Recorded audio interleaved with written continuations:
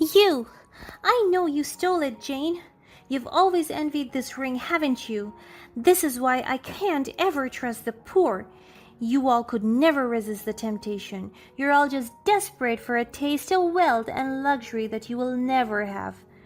Mary, I would never stoop so low as to steal from you or anyone else. Believe it or not, I have no interest in your material possessions. Let's work together to find it instead. Oh, spare me your lies, Jane. Remember this, Jane. Having the ring in your possession doesn't make you belong in this family. You're just a commoner, a nobody trying to play the part of a lady. You'll never be one of us. My name is Jane, and let me take you back to that fateful evening when the story of the missing ring began.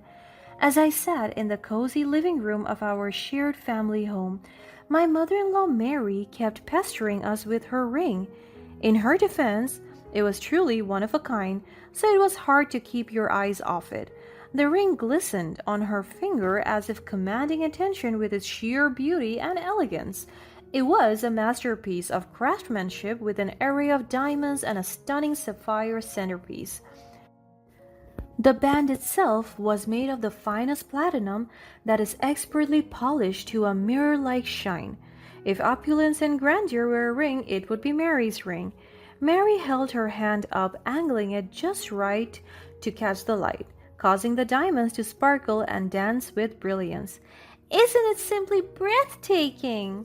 This ring is a testament to our family's legacy and a mark of our impeccable taste and refined sensibilities. As Mary proudly displayed her prized possession, I couldn't help but feel a mixture of awe and envy. It was truly a rare gem with a monetary value that I could not even begin to imagine, but still, I can't even bring myself to touch it or be near it because I'm afraid to damage such expensive jewelry. Even if I would work for the rest of my life, I don't think I'll be able to pay for its repair.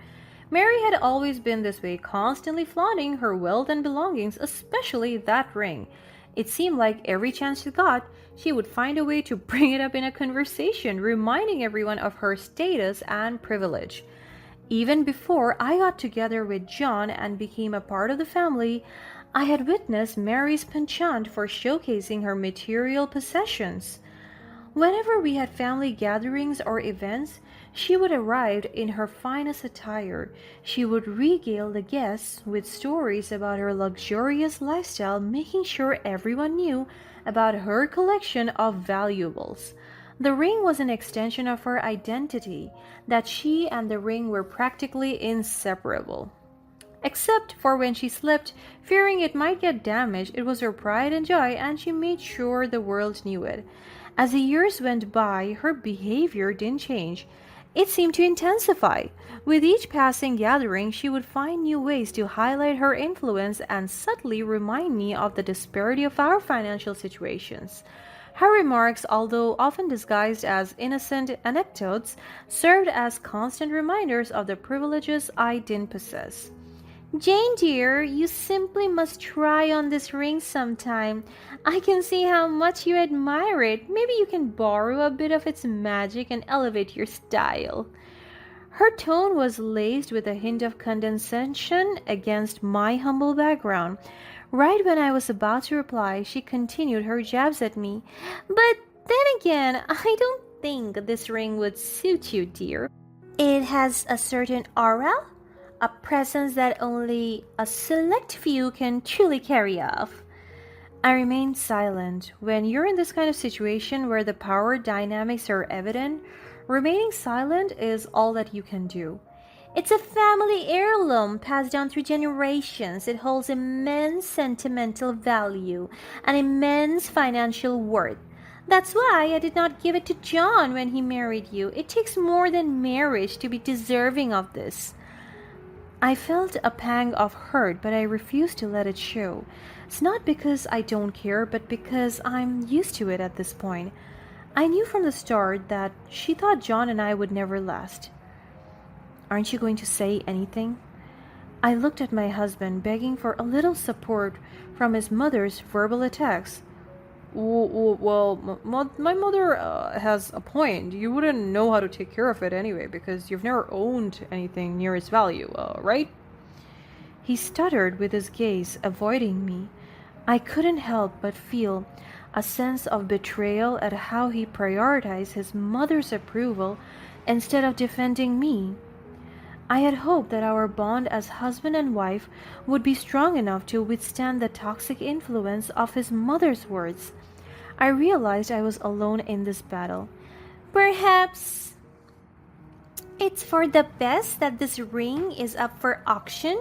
2 days from now, the ring will find its true value rather than be fall into the hands of someone who wouldn't appreciate its significance. Though the comment struck a chord, I let it be. There was a small consolation in knowing that the auction would definitely benefit a worthy cause.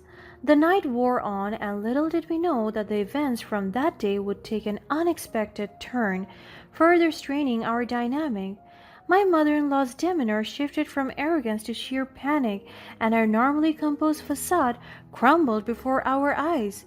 She went from room to room, frantically searching every nook and cranny, hopelessly trying to locate the precious heirloom. As her desperation escalated, so did her accusations. You! There it is. I became her target. It was only a matter of time for her to accuse me. You! I know you stole it, Jane. You've always envied this ring, haven't you? That is why I can't even trust the poor. You all could never resist the temptation. You're all just desperate for a taste of wealth and luxury that you will never have. Mary, I would never stoop so low as to steal from you or anyone else. Believe it or not, I have no interest in your material possessions.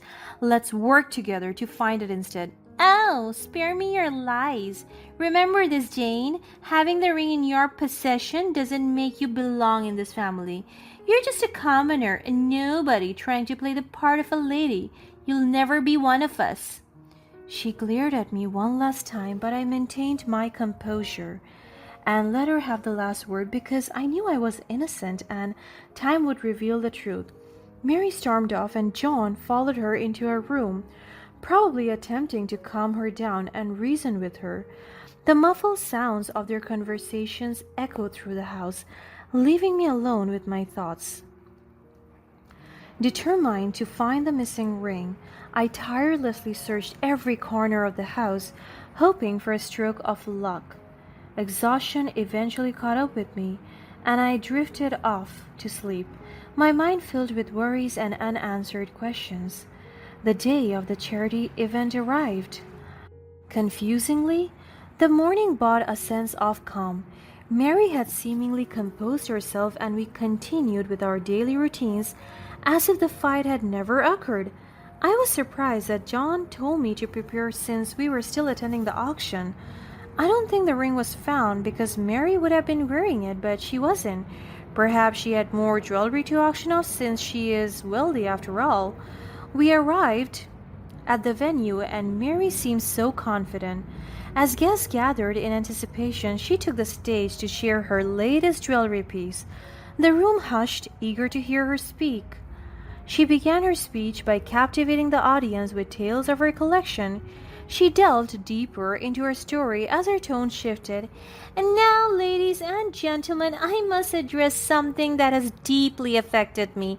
The ring that I intended to present to you tonight, a cherished family heirloom, has gone missing from my possession 2 days ago. Gasps filled the room as the revelation hung in the air. And yesterday, another ring was stolen as well. The sneaky thief Jane seemed unstoppable, but little did my little daughter-in-law know I installed CCTV in my room. And I'm more than sure that the footage had captured her antiques. I froze in my seat. Panic coursed through my veins, my heart racing with anxiety. As Mary named me the thief, I was already on the verge of crying. I felt the eyes of the audience burning into me, my hands trembled, and I struggled to compose myself, fighting against the overwhelming emotions. I tried to defend myself, to explain that I was innocent, but the words caught in my throat. Drowned by the relentless judgmental whispers echoing through the room, I turned to my husband, John, searching for a flicker of support or belief in his eyes, but to my dismay, his gaze remained fixed on his mother. As tension reached its peak, the atmosphere in the room grew heavy with anticipation. All eyes were fixed on the large screen, waiting for the CCTV footage to reveal the truth. The footage started to play. Mary's look of vulnerability shifted into confusion as the ambience of the room was suddenly filled with gasps and laughter rather than anger towards me. Mary turned around, and to her demise, what unfolded on the screen was beyond anything she expected. The footage that was meant to capture me was footage of her sleepwalking. The screen continued to show Mary herself sleepwalking in a trance-like state. The audience watched in awe as Mary unknowingly moved around her room, clutching the missing room and other stolen jewelry, hiding them in various secret components and obscure corners. She placed it in places she couldn't recall in her waking moment. The truth finally unfolded before our eyes. The thief was not an external intruder, but rather Mary herself. Mary's obsession with her ring had become so consuming that it seeped into her subconscious mind, manifesting in her sleepwalking episode of protecting and hiding it. It was astonishing to witness Mary's arrogance in how she confidently and proudly showcased the CCTV footage, so certain of my guilt without even bothering to review the evidence herself. It was a stark reminder that wealthy people are not always smart. At that moment, the weight of my accusations lifted, but the damage had already been done. I struggled to catch my breath, the panic subsiding but leaving behind a lingering ache. As the video played, I watched Mary panic and desperately rush towards the technical booth. Her face was etched with worry that she fumbled with the controls, trying to stop the footage from being shown to the entire audience. However, in her haste, she accidentally rewound the video, taking us back to an earlier moment. We did not think the footage would get any worse for her.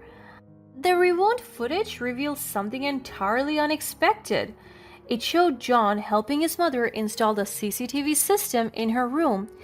I don't even care about this charity nonsense. It's just an opportunity to show off how much better I am than all those lowlifes. Jane had to disrupt all my plans, but what can you expect from poor people, right? Her words echoed in the room, filling the air with a mix of shock and disbelief as her true intentions were exposed. It became clear that Mary's involvement in the auction had nothing to do with genuine philanthropy or compassion.